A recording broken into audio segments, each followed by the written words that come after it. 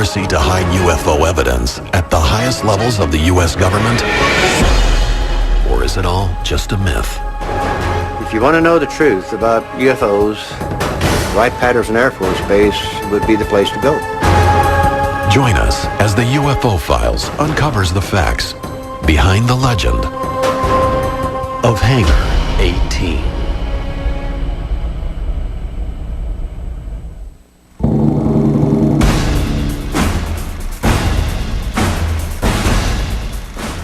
July 1947, Roswell, New Mexico. Wreckage of an unknown craft litters a field measuring almost a mile long and hundreds of yards wide. The U.S. Army sends trucks filled with soldiers to the location. Their mission, to secure and retrieve everything from the crash site. The military initially calls the craft a flying disc in a press release. The Army quickly recants the UFO story, and a press conference is scheduled in which the media is told that the wreckage is nothing more than a weather balloon.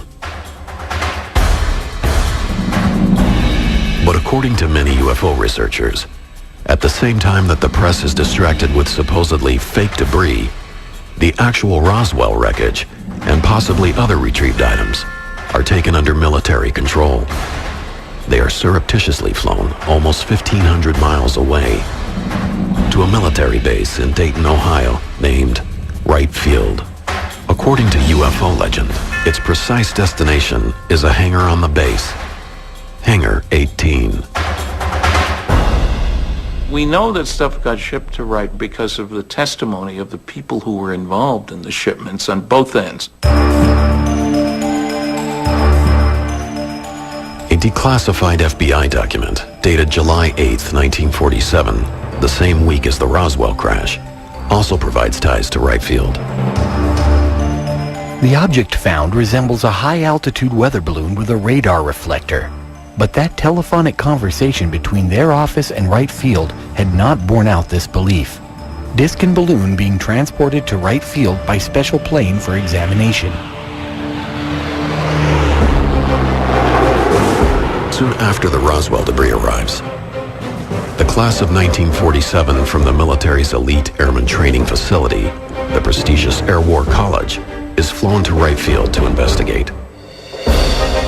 One of the officers on scene is a battle-tested hero of World War II, a fighter pilot whose reputation earns him the nickname Black Mac.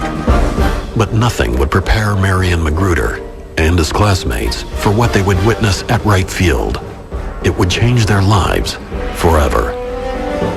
He saw metal that was very pliable, that you could wrinkle up in your hands, and then it would go right back into shape, and it was very light, and yet you couldn't tear it apart. He saw parts of wreckage of what were extraterrestrial craft. He saw bodies, and he also saw a living being. He said that it was childlike, very thin with an oversized head and long arms with 4 digits. My father referred to the fact that we killed it. I'm sure we did not do it on purpose, but they were experimenting, and obviously we did not know how to make this entity live. But this being did die. And the way he referred to it is, we killed him. According to his son Mark, Lieutenant Colonel Magruder and his classmates are sworn to secrecy under threat of court-martial. Because of this, he keeps his secret for 50 years, even from his family. But in 1997, his health fading, Black Mac begins to open up to those closest to him. I said, Dad, are you finally going to tell us what you know so that we will know? And at the time, he said it was an awesome secret to carry all of his life, to know that there were more than us on this earth, and to not be able to tell anybody.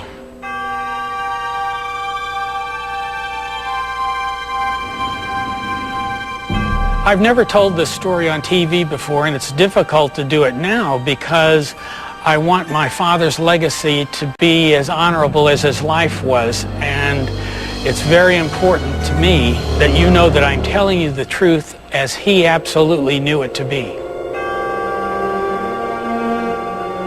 He just needed to let us know, his children know, that we weren't alone. Black Mac Magruder's story is not an isolated tale. In fact, for more than half a century, similar stories have surfaced about UFO wreckage, alien bodies, secret underground cryogenic chambers, and a mysterious hangar at the base. Wright Field would grow and be renamed Wright-Patterson Air Force Base, but questions about the base and its legendary Hangar 18 would remain. Hangar 18 has always been a mystery at Patterson Air Force Base. If you want to know the truth about UFOs, about the craft, the debris, probably the records, Wright-Patterson Air Force Base, in my estimation, would be the place to go. If these claims are true, Wright-Patterson Air Force Base, one of the largest and most important in America's military, could be ground zero for recovered UFO material.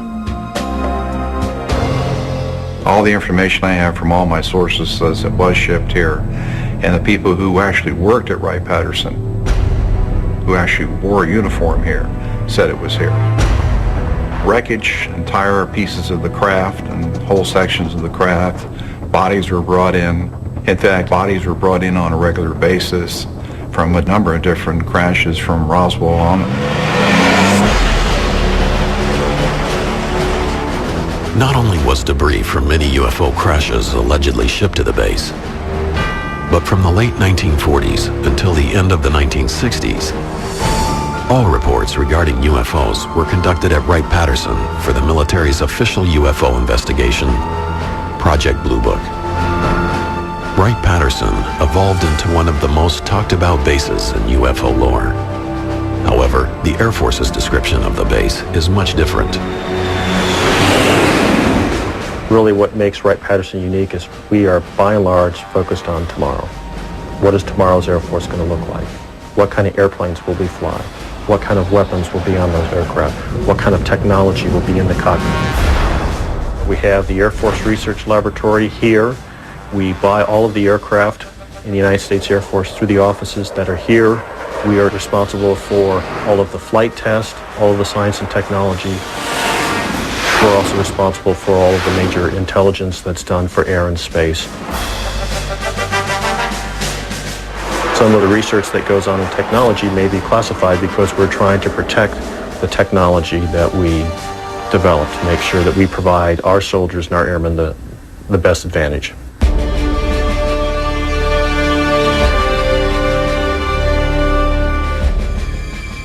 Until the early 1990s, much of this scientifically advanced work was done by the Foreign Technology Division, or FTD, which many researchers believe is the key to understanding Wright-Patterson's role in UFO history.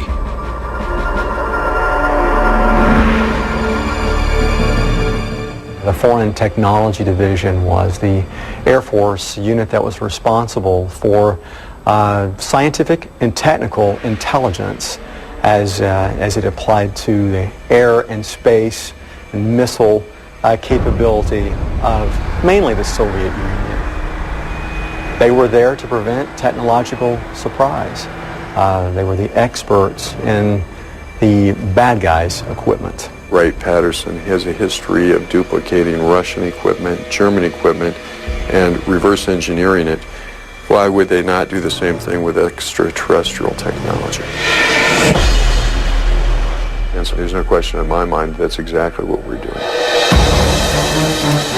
Coming up, a second major UFO recovery and a second secret trip to Hangar 18. He saw two bodies through the porthole slumped over.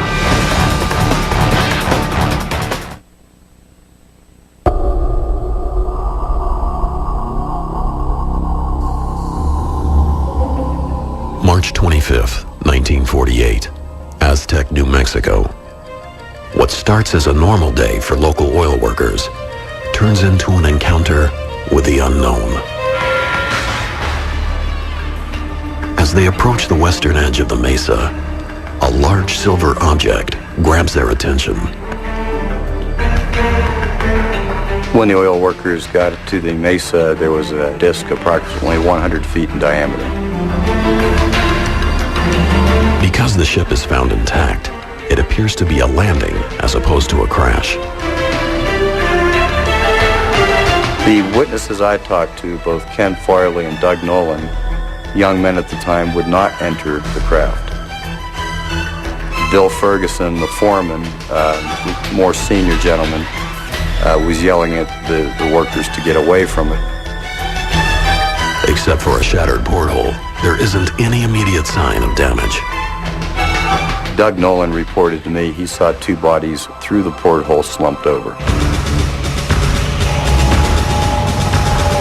Within hours, trucks arrive, supposedly from Camp Hale, Colorado.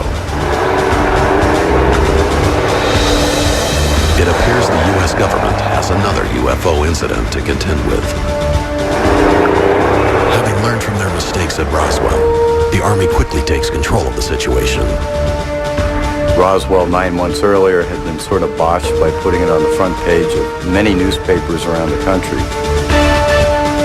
I think the military had really fine-tuned their skills on going in and retrieving a down-flying disc or UFO. The secrecy started immediately upon the military's arrival at the crash site. They separated the locals and reminded them of their patriotic duty for the United States and swore them to secrecy. 58 years ago, you were told to shut up for national security. You did it because you respected and trusted the government.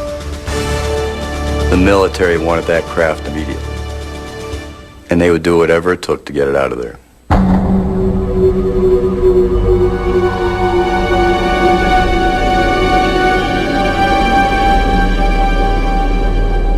According to the eyewitnesses, the Army recovers between 14 and 16 badly burned alien bodies from the craft. The recovery team reportedly brings both the ship and the alien corpses to a local safe house, away from the media. Take it to the nearest military base where you can control access to it. And then you arrange to ship it to an appropriate place, depending on what you want done.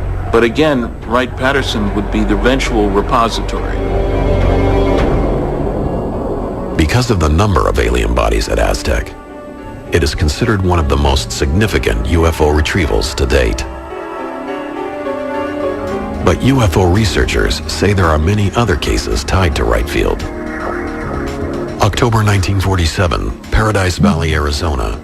May 1953, Kingman, Arizona. June 1953, Laredo, Texas. And December 5th, 1965, Kecksburg, Pennsylvania, are only a few of the alleged flying saucer recoveries in the U.S. alone. No matter where a UFO lands, it seems all roads lead back to Wright-Patterson and Hangar 18. Wright-Pat was kind of a graveyard for some of these things, and probably put them in a holding pattern until technology got to where they could look at them better. But despite countless books and the public interest in UFOs, there was no official confirmation about alien aircraft at Hangar 18. Eventually, attention shifted away from Wright-Patterson.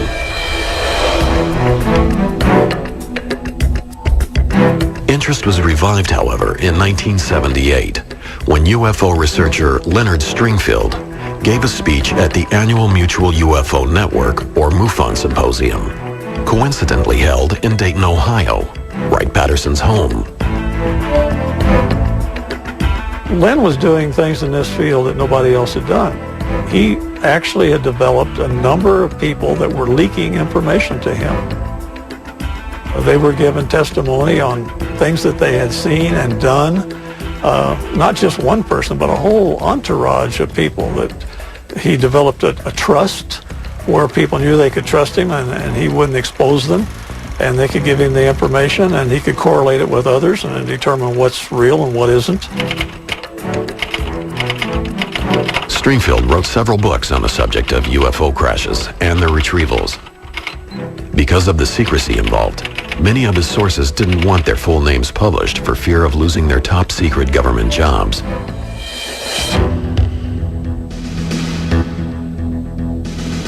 Among the stories of wreckage being stored at Hangar 18 at Wright-Patterson was a tale about a Navy pilot identified only as PJ, who, along with several others, accidentally entered a restricted hangar.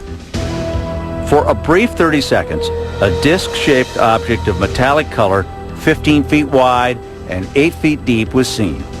I cannot confirm anything other than it was there. According to Stringfield's research, they were confronted by the guards and quickly escorted out of the hangar. Once outside, we had reassured each other that the good old U.S. had developed, or had all along, flying saucers in service.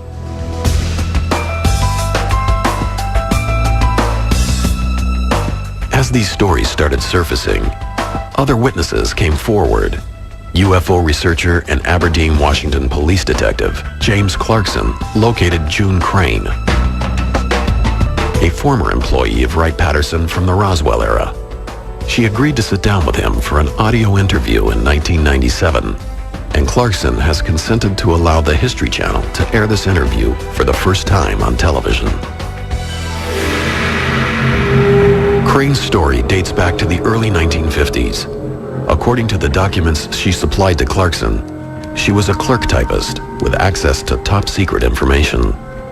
One afternoon, a lieutenant surprised her with a piece of unusual metal. He threw it on my desk, and he says, "June, you're a good wrecker. Tear that thing apart. Break that up." And I took it, and I bent it, and I twisted it, and I laid it back down, and it got right back to the same shape. So it's fairly thick, but it doesn't weigh anything. But it had no weight at all. It was like a feather. I said, "Well, what is it?" And he says, "Piece of a spaceship." He said, "I just came back from New Mexico, and I brought it with me."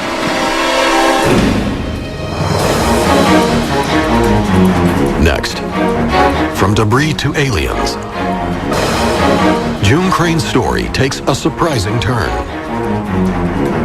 He called them little green men. Then he described them as a greenish blue.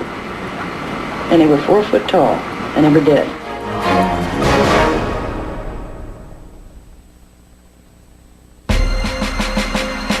It is the early 1950s. Wright-Patterson Air Force Base is at the center of America's high-tech war effort and the Air Force's most sophisticated technology. It is also home to the government's crash retrieval program, which these declassified documents describe as designed to capture for study non-U.S. space objects or objects of unknown origin. It was codenamed Project Moondust. Items retrieved by Moondust were then shipped to the Foreign Technology Division at Wright-Patterson. Project Moondust had to do really with us collecting space junk, things that would be falling out of the sky when a Soviet satellite fell, when a piece of a Soviet missile or a space launch vehicle landed in an area that we could get to. It was important to glean as much of this equipment as possible so that we could study its technical makeup, its structure, and the components and so forth. It was not uncommon for examples of foreign air, space, and missile technology to be brought back here to Wright-Patterson, even fragments of them, if that's all that could be located. The situation is the same. Here's an unknown aerial vehicle coming down. Let's keep people away from it. Let's grab the wreckage ourselves, and let's lie about it so nobody knows what we've done. Standard practice. And it doesn't matter whether you're talking about airplanes or saucers. One Wright-Patterson employee who may have had access to information about these recoveries was clerk typist June Crane. According to Crane, her top secret clearance allowed her to witness high-level base information, including, she claims, classified files on UFO crash retrievals. In 1997, Crane told UFO researcher James Clarkson her story of downed alien aircraft. For the first time on television, the History Channel is airing that interview. There was 3 times that I'm aware of. I won't vouch for the 4th one because I wouldn't. Are these 3 crashes that you heard about while you worked at Wright-Patterson? Well, one was the Roswell, and then there was 2 other ones. So as of 1952, they knew about 3 crashes of vehicles that were probably extraterrestrial. Right. And then the one where they brought the 2 men into Wright-Patterson Air Force Base and put them in the ice box. I didn't see it because nobody was allowed to see it. Okay, when 2 little men... He called them little green men. Then he described them as a greenish blue. And they were 4 foot tall, and they were dead. And we're talking about non-humans. The non-humans, right. According to Clarkson, Crane had kept her silence for 45 years. At the time, she had been forced to sign a confidentiality agreement and was liable for a $10,000 fine. But by 1997, Crane changed her mind. In an email from Clarkson to UFO Files, he explains June had told him, "I'm 72 years old. What are they going to do, shoot me or put me in prison? I think I can handle either one." June passed away in 1998, but her testimony would appear to provide witness to alien bodies at Wright-Patterson. According to many in the UFO field, she is not alone. I have talked to a number of people and interviewed a smaller number at some depth who have said that there were bodies at Wright-Patterson Air Force Base and bodies recovered from Roswell. And remember, Wright-Patterson did have the capability of providing low-temperature storage for biological specimens. They had an anthropoid laboratory there, apes and monkeys and stuff like that. That's a great cover for aliens as well. Additional stories of aliens at Wright-Patterson can be found in the papers of Leonard Stringfield, the ufologist who specialized in crash retrieval. Most of Stringfield's eyewitnesses preferred to remain anonymous or simply go by their initials. One of them, an unnamed former naval intelligence officer, claims to have been present when alien bodies arrived in 1953. I saw the bodies at Wright-Patterson. I was in the right place at the right time when the crates arrived at night by DC-7. Stringfield also interviewed an anonymous Army officer who claimed to have witnessed another group of 4 alien bodies being brought to Wright-Patterson in 1957.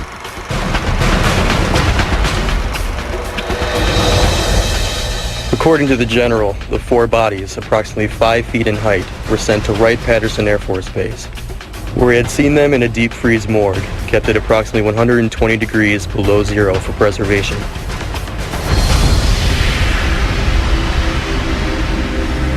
Despite Stringfield's passion for the subject, many ufologists were frustrated by his unwillingness to reveal his sources' identities for additional confirmation.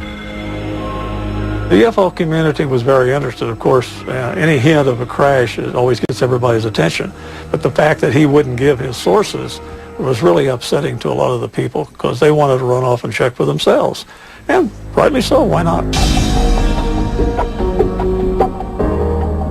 I've tried to tell people he should be given credit for speaking out, for collecting, but let's not take anything he said as gospel because we need verification and validation, and very rarely did Len have that. But not all of the witnesses requested to remain anonymous. Respected UFO investigator Ted Phillips told Stringfield he'd been given access to several top-secret photos that showed details of some of the alien bodies supposedly stored at Wright-Patterson. The hand had long, thin appendages, fingers, I suppose, and there was a sort of membrane between the fingers.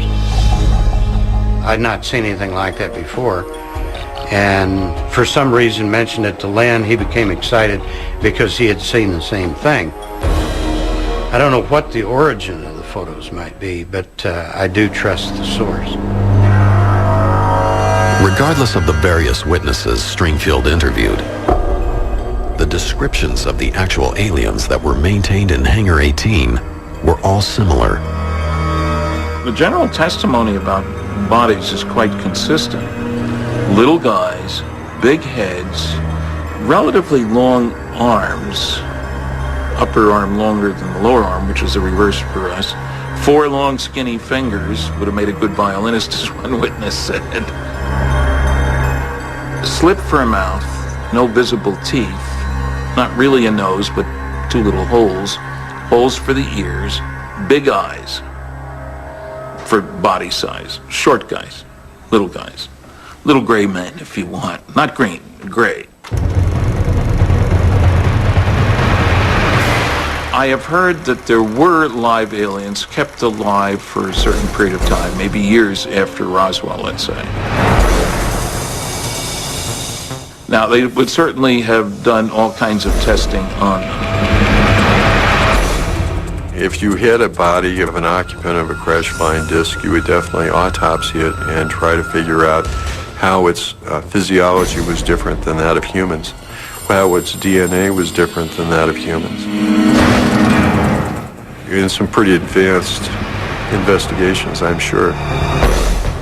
Now, if this was coupled with analysis of test results from live aliens, then you'd really have a very exciting biological study project. Is there evidence of a secret underground vault that holds these alien bodies? The biggest kept secret was the huge cryogenics networks that were required to support and preserve these bodies.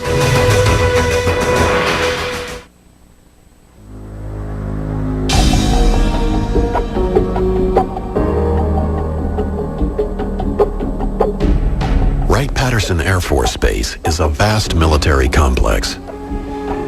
Officially, it employs 22,000 men and women and is the home of the 88th Air Base Wing, the National Air and Space Intelligence Center, and the Air Force Materiel Command.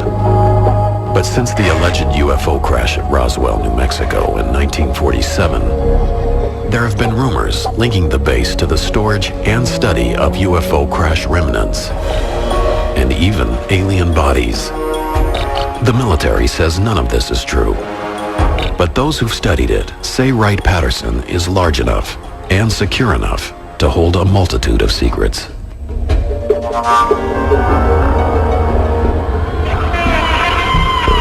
I spent 22 years in the military, about 6 years at Wright-Patterson Air Force Base.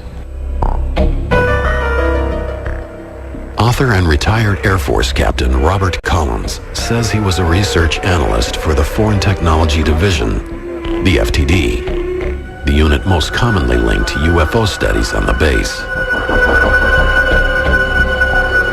His official job was to analyze Soviet technology, but Collins has also spent years researching the link between UFOs and Wright-Patterson. In his book, Exempt from Disclosure, Collins determines the mystery of Hangar 18 may lie in a vast underground infrastructure hidden from the thousands of eyes that frequent the base. The reason you don't want to use hangars and the reason you want to use underground vaults is because you want to keep things under cryogenic temperatures, and you want to keep it cold, and you want to keep it secure. Then the underground vaults would be the ideal place to keep it. Now, we do have a lot of evidence that supports the idea that these vaults were there.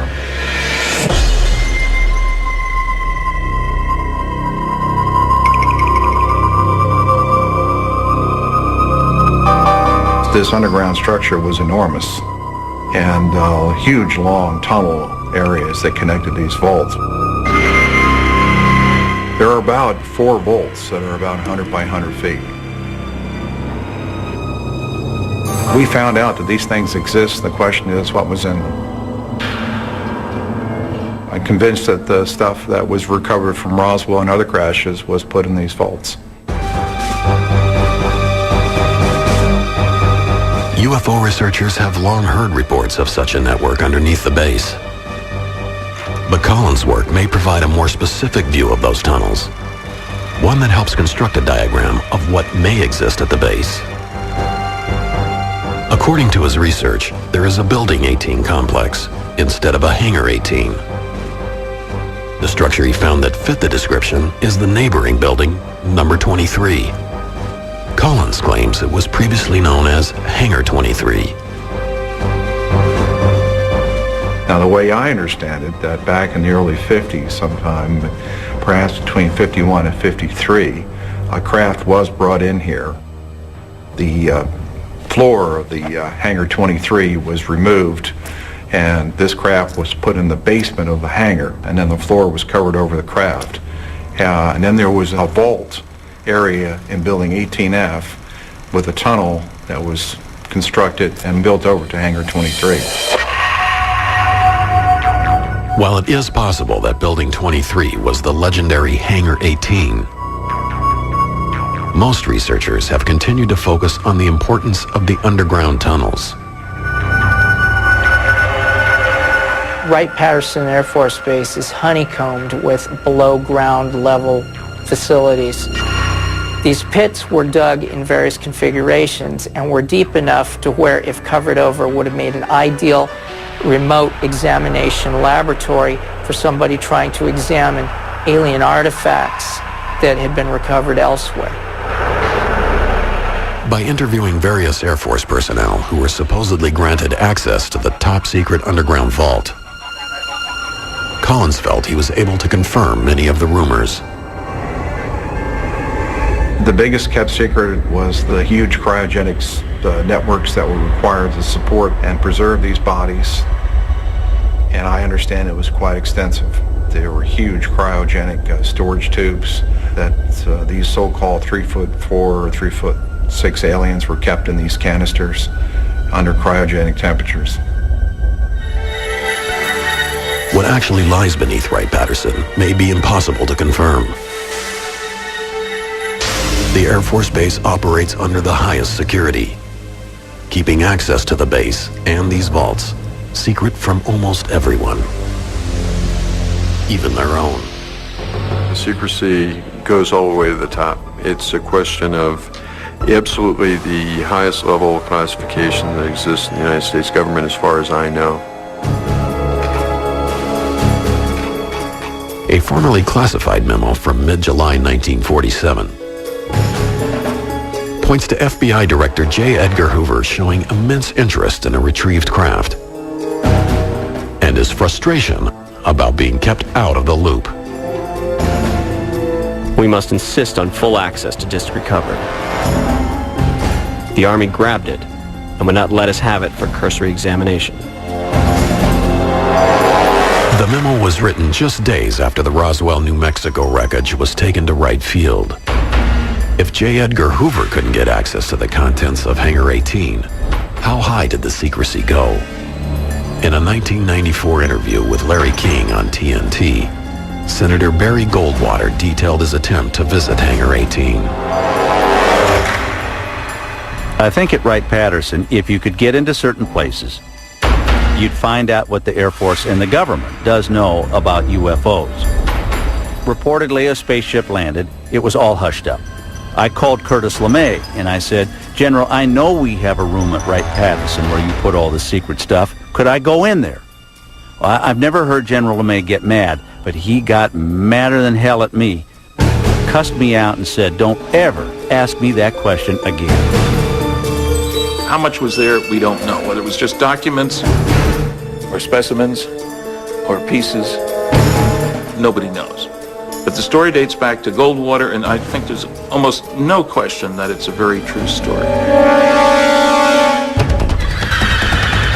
Next, unexplained lights over Wright-Patterson have Dayton on alert. Are they proof that there are UFOs on the base? two policemen chased it. They felt it was heading for Wright-Patterson Air Force Base.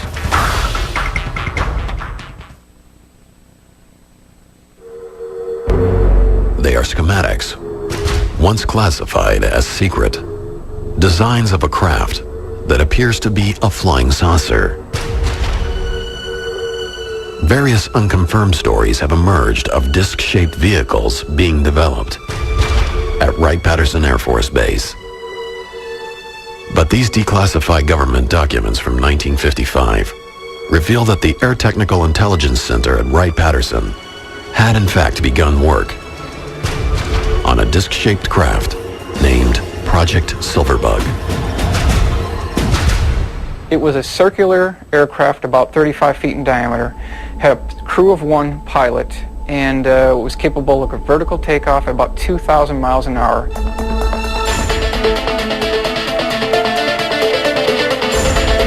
There are witnesses who swear it eventually flew, but most accounts state that Silverbug probably remained on the drawing board. But Project Silverbug wasn't the only example of the military's interest in disc-shaped vehicles.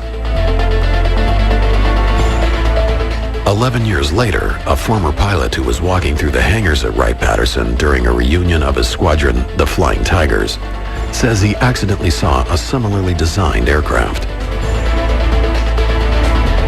Mr. Warren Botts, who had an inquisitive mind at the time, was going through these different hangar bays. When he got to hangar number 4, Bay E, he went through the doorway there. There was an armed guard at the facility who did not see him in the beginning. He started approaching the port main landing gear to investigate it, and that's where the guard stopped him, questioned his authority, and told him he was not supposed to be in there. But he did see a very large monster, his words, of an aircraft that was 116 feet in diameter, at least 12 feet off the hangar floor. Although the name of that specific project has never been disclosed, the U.S. military was apparently interested in a craft that could have looked like this. With Wright-Patterson's history of reverse engineering foreign technology, is it possible that some of the military's advances were gained from retrieved UFOs? I think we've made a great deal of effort to learn bits and pieces based on both the recovered wreckage and the instrument data from tracking UFOs. I don't think we've yet learned how to duplicate that technology overall, that is to build something that could fly the way saucers or motherships do. If you're given Christopher Columbus an unlimited budget in 1493 and a nuclear submarine and say, Chris is your reward, here's this great nuclear submarine and an unlimited budget, I need 2 more of these. Could he have built one? Not a chance. Summer 1980. Mysterious lights fill the night skies above Wright-Patterson Air Force Base. Newspapers and countless eyewitnesses report the aircraft was unlike anything they'd ever seen. The main reports we saw was the object was moving up and down, was brightly lit, it hovered for long periods of time, and some people said it seemed to disappear over Wright-Patterson Air Force Base. But the biggest thing that gave us what we felt was the conclusive evidence that was something from Wright Field was when the 2 Middletown policemen chased it. They chased it for a long ways towards Dayton, Ohio, and then lost it in an area where they felt was heading for Wright-Patterson Air Force Base. Wilhelm, a retired Army Master Sergeant and UFO investigator, suspected the military may have been secretly testing the newly developed Harrier jet on the base. The British-designed craft combines the vertical abilities of a helicopter and the forward thrust of a conventional jet. After releasing his findings to the media, Wilhelm was quickly contacted by the military. I got a phone call from a major from Wright-Patterson Air Force Base, and he asked me a lot of questions, and at the very end, he did say, I cannot make any comments, Mr. Wilhelm, but all I can say is you've done your homework.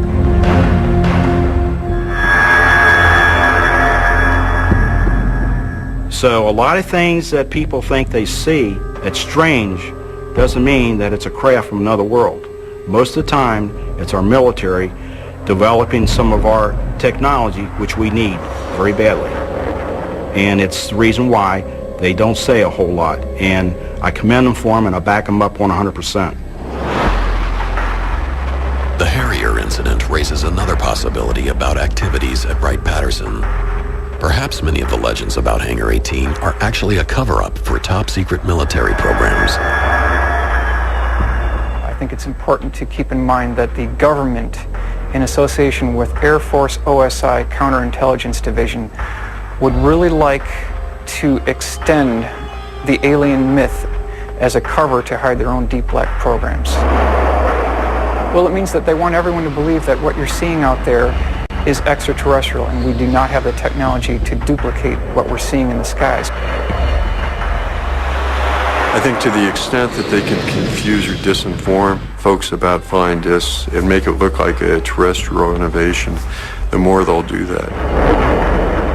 It's in the government's best interest to distribute disinformation if you want to keep a secret.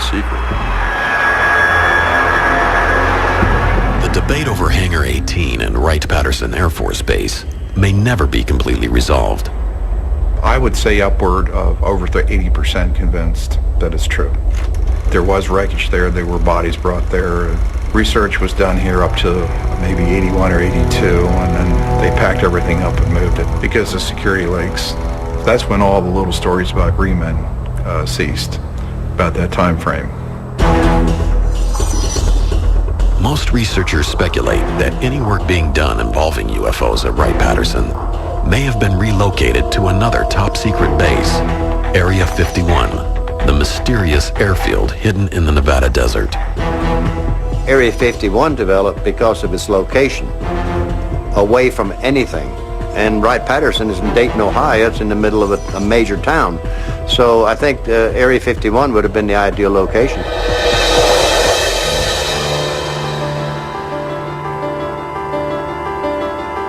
Officially, the government won't confirm that any actual UFO wreckage exists at all. Despite the denials, there are government documents that indicate that wreckage from Roswell and other mysterious crashes were shipped to Wright-Patterson for purposes of examining the debris. Government programs existed that show the airbase had an interest in gathering any foreign space vehicles it could locate. In this documentary, you will see miraculous UFO footage that has been authenticated by top UFO. The documentary featured an extensive summary of the footage, the canisters containing the footage, an expert analysis from the likes of Stanton Friedman. One film expert noted in the documentary that the footage came in an old Soviet canister that had information labeled on it that was consistent with info written directly on the film reel. The numbers on the film's header matched the canisters they came. The header of the film had the crest of the KGB on it, and the term for top secret is shown in the first few seconds of this footage and image to the right. Having real-looking alien footage is one thing, but including the original film reel canisters means you are extremely close to proving 100% authenticity. This is something that has traditionally lacked in other more popular alien videos such as the widely known Alien Autopsy or the Alien Interview videos. Several KGB documents. In the documentary, several KGB documents are produced to prove the film is authentic, along with credible testimony from a former Soviet KGB operative who claims to know about the event. At first everyone believed that those debris were part of some novelty aircraft manufactured in the United States or England, said Pavel Klimchenkov, a former KGB operative, but having done some measurements material analysis, we came to the conclusion that none of the domestic or foreign manufacturers known to us could have produced this apparatus, at least not in the conditions existing on this planet.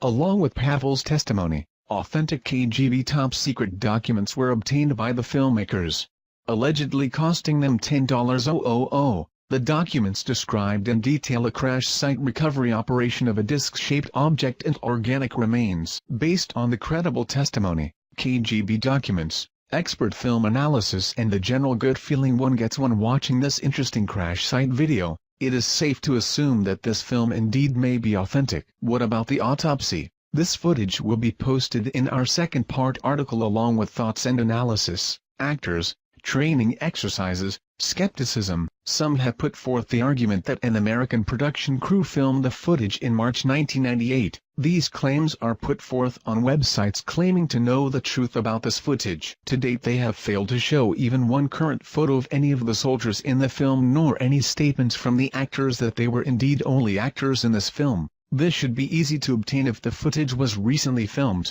Some have put forth the argument that an American production crew filmed the footage in March 1998. These claims are put forth on websites claiming to know the truth about this footage.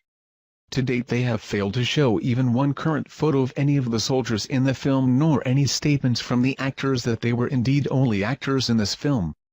This should be easy to obtain if the footage was recently filmed. Another theory suggests the film was a training exercise. Yet no one has produced witnesses verifying this claim. One skeptical viewpoint suggests that the object's thickness is far too small to support any would-be alien pilot. The craft's outer edge as seen on the image is only 12 to 36 inches. However, it is not necessarily indicative of the overall thickness of the craft.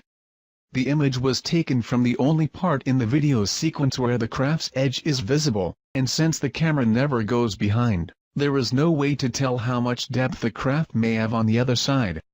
Additionally, if you consider the side facing us may actually be the bottom, we can easily see that this craft can easily fit the traditional flying saucer shape as demonstrated by the below images. In this documentary they claim that, since they only were able to acquire 4 canisters of film, more film footage of this incident is available, such as the entire digging, cleanup, and inside the craft investigation. To this date, almost a decade after it went public, no other videos have surfaced. A UFO crash site allegedly filmed by the Russian KGB in March of 1969 in the Sverdlovsk region of Russia. The footage was later obtained by documentary filmmakers who then published the movie, The Secret KGB UFO Files. A film expert noted in the documentary that the film came in an old Soviet film can and the numbers on the film's header match the cans they came in. The header of the film has the crest of the KGB on it and the term for top secret. An autopsy of the alleged pilot of the UFO is seen in the documentary film. Soviet doctors examined the burnt torso of the entity and it is revealed that the 3 doctors died 1 week later, all from cerebral hemorrhages. Death certificates are presented as proof. Several KGB documents are produced to prove the film is authentic. Some have put forth the argument that an American production crew filmed the footage in March 1998. These claims are put forth on websites claiming to know the truth about this footage. To date they have failed to show even one current photo of any of the soldiers in the film nor any statements from the actors that they were indeed only actors in this film. This should be easy to obtain if the footage was recently filmed. Another theory suggests the film was a training exercise. Yet no one has produced witnesses verifying this claim. UFO aliens may have helped build pyramids of Giza, says Cairo University archaeologist. Head of the Cairo University Archaeology Department, Dr. Ayla Shaheen, in December 2010 had told an audience that there might be truth to the theory that aliens helped the ancient Egyptians build the oldest of pyramids, the pyramids of Giza. On being further questioned by Mr. Marek Nowak, a delegate from Poland, as to whether the pyramid might still contain alien technology or even the UFO with its structure, Dr. Shaheen was vague and replied, "I cannot confirm or deny this, but there is something inside the pyramid that is not of this world." Delegates to the conference on ancient Egyptian architecture were left shocked. However, Dr. Shaheen had refused to comment further or elaborate on his UFO and alien-related statements. Down below is 90's The Secret KGB UFO Files documentary, that deals with the fact that Russian had already discovered the tomb of alien humanoid in Egypt and something is beneath the pyramid. The Secret KGB UFO Files documentary interestingly supporting the head of the Cairo University Archaeology Department, Dr. Ayla Shaheen, claim as well. Actually, ancient Egyptian writings very often talk of beings from the sky opening and bright lights coming down to teach them technology and give them wisdom. Many pictures and symbols resemble UFOs and aliens. Possibly aliens built the Great Pyramid. And these solid long-lasting construction techniques were adopted by the Egyptians. Ancient Egyptian legends tell of Tep Zepi, or the first time. This is described as an age when sky gods came down to earth and raised the land from mud and water. They supposedly flew through the air in flying boats and brought laws and wisdom to man through a royal line of pharaohs. And of course, this was all thrown out the window when Christianity came along. Keep in mind that the gods were the one and only religion that there was. No other conflicting beliefs? Why? Well, because it was fact, not faith. The modern church would have you believe it's just a myth. But you have to ask yourself on the edge of Occam razor, what truly indeed is more likely? There has always been the question. How did the Egyptians feed and care for the 100,000 slaves that it would have taken to build the ancient structures like that of the pyramids in Egypt? 1 minute it is a very backwards country and almost overnight a highly advanced and technological culture sprung into existence. We now have the answer to that very question and evidence that the Egyptians had help, extraterrestrial help at that, thanks to Russia, the KGB, and a top-secret project called Project ISIS. Astrophysicist, neurologist and science advisor in Advanced Propulsion System gained access to the files of Project ISIS. This was a top-secret project brought about by KGB concerning the discovery of the Tomb of the Visitor in 1961. Up until Sci-Fi purchased this exclusive footage from an agent of the Russian Mafia, it had never been seen outside the top-secret facilities of the KGB. Sci-Fi showed it one time on television, and as it stands today, no evidence of this film or the project is available. Except what we have copies of here given to us by a client that had taped the original show. This video is a powerful documentary with actual footage filmed by the KGB and verified by specialists in the field. Authentic film footage. If we can somehow bring attention back on Project ISIS and prove it out, it will change the history of the beginning of the civilization of man. During the Cold War, Nikita Khrushchev was determined to show the world that communism was superior over the democracy. As he realized that it would be too costly to compete with the US in the space race, Khrushchev chose to go the other route. Having over 300,000 agents in the secret police and espionage organizations, he focused most of this resource on alternative science, such as paranormal phenomena, psychotrometic weapons, biogenerators and mind-altering machines. 1920s, during the Stalinist regime, a dark room was created where the KGB conducted psychotronic weapons research on prisoners sentenced to die and political dissidents. After 1936, these files were transferred to the secret archives of the KGB, continuing on with their paranormal research. Khrushchev achieved great success with his biogenerators and machines to alter human minds, which worried, naturally, the United States, knowing that the Soviet Union was there to conquer and overthrow. Russia, being that its borders surrounded the largest landmass of the world, had the largest amount of UFO sightings. If they could capture one of these flying objects and reverse engineer it, they could have the greatest advanced aeronautical designs. They got lucky in January 1986 when a spacecraft crashed in Dalgorsk but remained intact. The craft was back-engineered and the process was quite successful. But to achieve the most superior advancement in global domination, they went in search for something that was only a rumor or legend. The Chamber of Knowledge in Egypt. If the legends were true, storehouse of knowledge left behind by ancient visitors from outer space was concealed in the Great Pyramid. A team of archaeologists were composed of Egyptologists from the Russian Soviet Academy of Science, was sent to Egypt. The fearing that the CIA would learn of this expedition, the Kremlin operated with complete secrecy. By the late 1950s, Egypt accounted for 43% of all the Soviet aid for Third World nations. When they started the ISIS project, the Soviet military personnel in Egypt was estimated over 20,000. The heavy military presence was used to disguise the efforts of the mission scientists headquartered in Cairo. They would operate under the guise of Arab peasants or Russian officers. To speed things up, in 1959 the KGB recruited professional informationalists to wiretap Egyptian officials. This paid off in July 24, 1960, when a conversation was recorded that would then change myth into reality.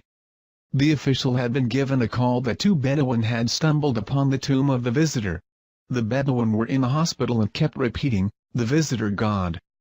At this moment in time, Project ISIS became top priority and all efforts were made to immediately follow up by having the Bedouin show them where they had found this tomb. SEIFI was able to purchase several documents and film footage as to the KGB documentations of their findings.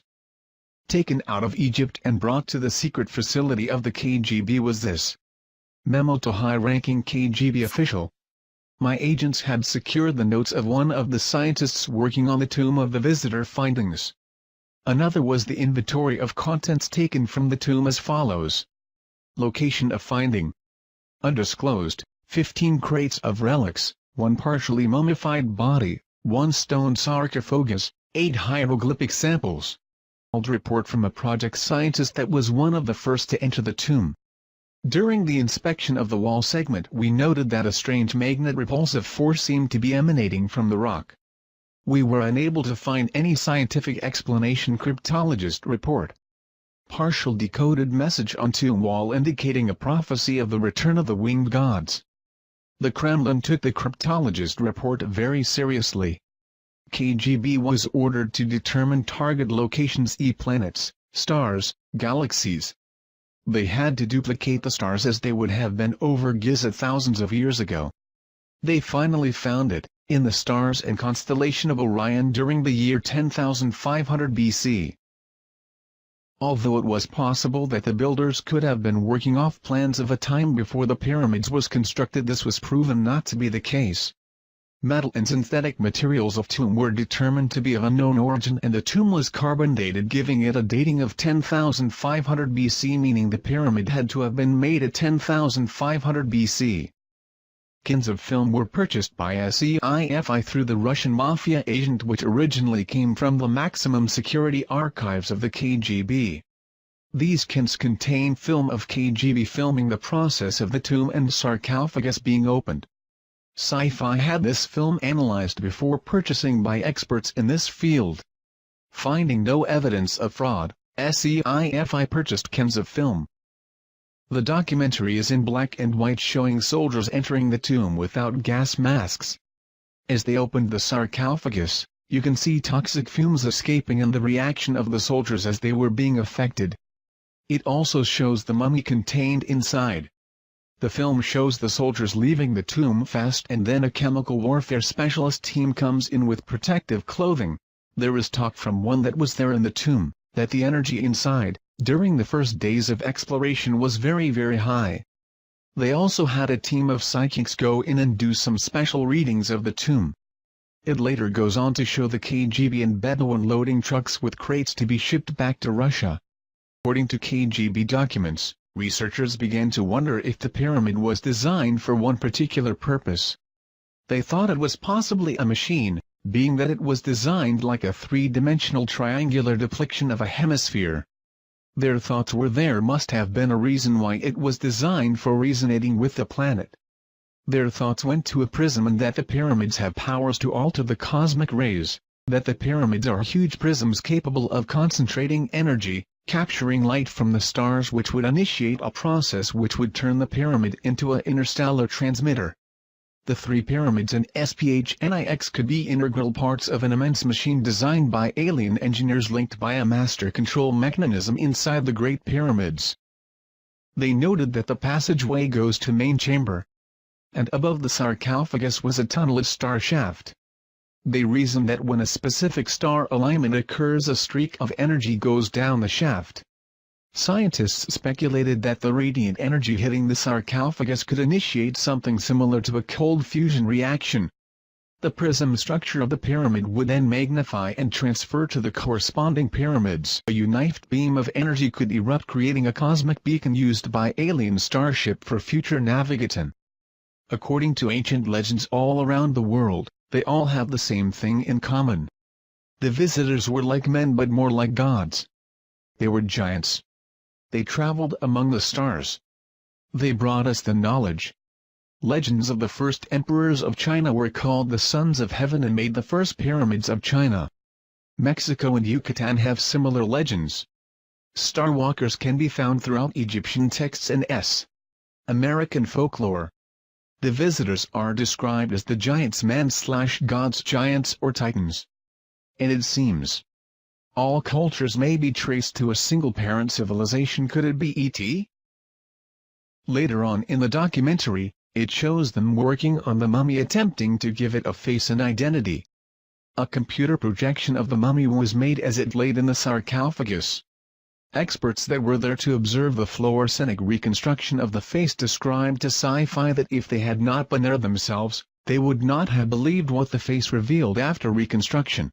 When skull and face was completed, it showed a humanoid type: large cranium, large eyes, small chin, small teeth, but not Earth humanoid, but some being that had to have been extraterrestrial.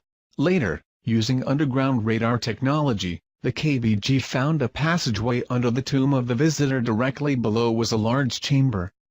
They believed they found the chamber of knowledge, but was afraid to open the tomb, thinking it could be a Trojan horse capable of blowing up the entire planet.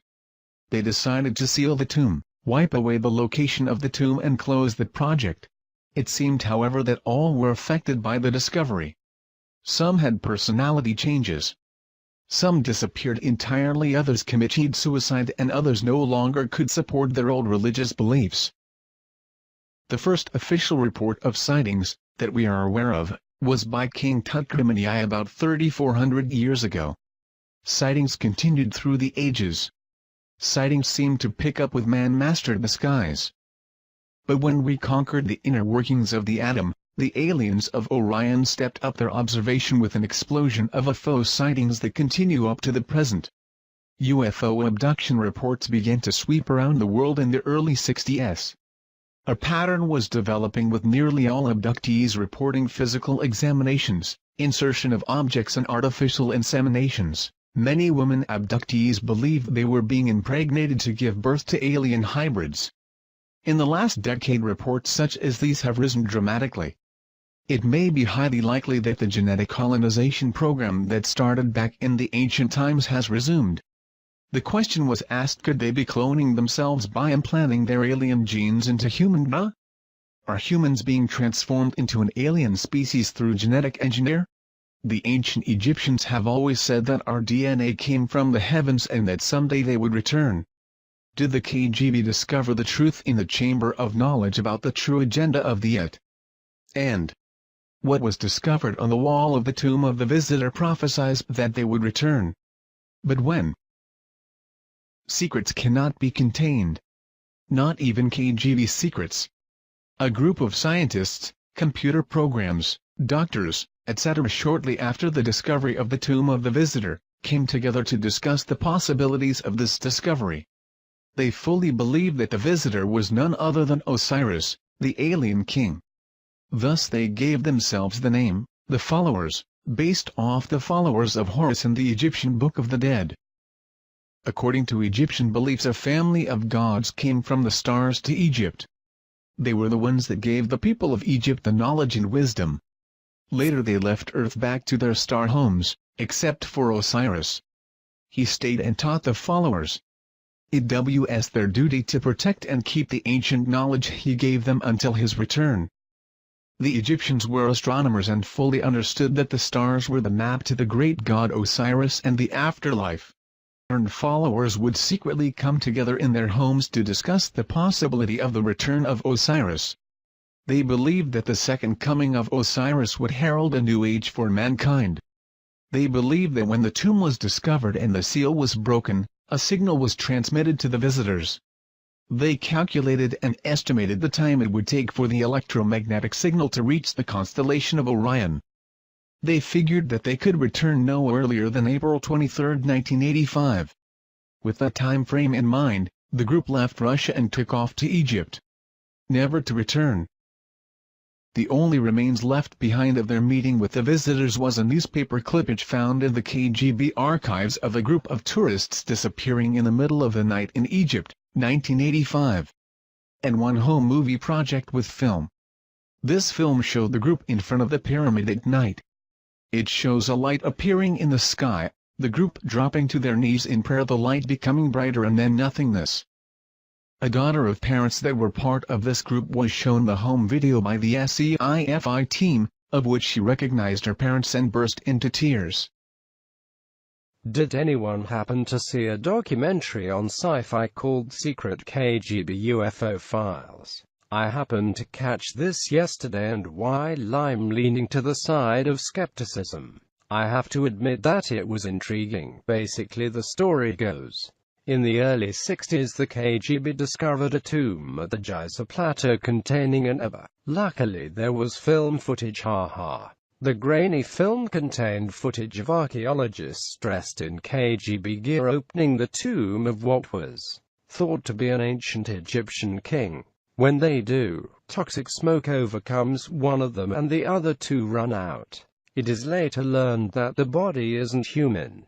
The footage looked as if it had been produced to look old. Also included were shots of psychics levitating in the tomb. One thing that caught my attention is the archaeologist that was supposed to have been claimed by the toxic smoke was later helping move crates of evidence down some stairs. Despite the curious film footage, the documentary was very interesting and had me glued from the jump.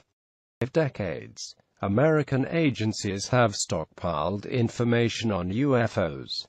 So did their counterparts behind the Iron Curtain. Soldiers, scientists and spies all paint a disturbing picture of the KGB's secret campaign. Is this the stunning proof that the Soviets recovered something not from this earth? When U.S. researchers began looking into just how much the Soviet government knew about UFOs and extraterrestrial visitation, they were not surprised to learn that the Russians took the subject very seriously. What they didn't expect was evidence of ancient alien visitation, paranormal properties associated with related artifacts, and most shocking of all, of a mass abduction in 1985, among the piles of materials obtained from former Soviet spies.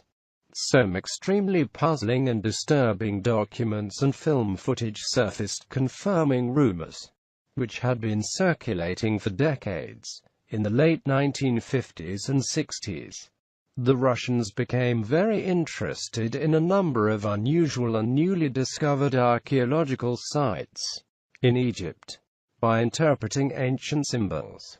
One of those sites was believed to contain the remains of a life form not from Earth. Startling top-secret film footage, never before seen outside the Kremlin, confirms the Soviet mission to recover and analyze these remains. Join host Roger Moore in an exclusive investigation into one of the most compelling events of our